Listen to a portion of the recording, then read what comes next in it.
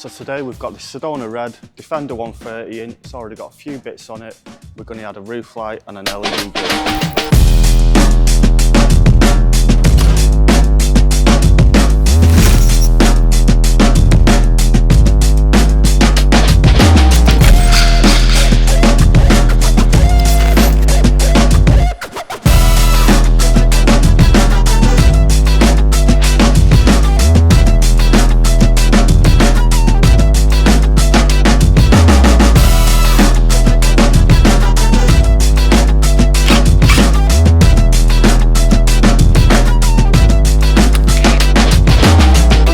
See probably about an inch of wire at the top of the roof, and then the wire runs down the 8-pillar post behind the trim, and then just along here and into the fuse box.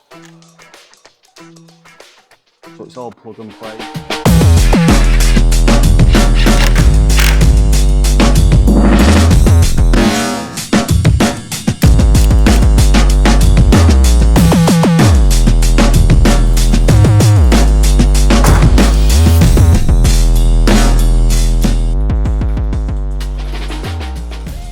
As you can see, we've finished installing the LED grille and the LED roof light.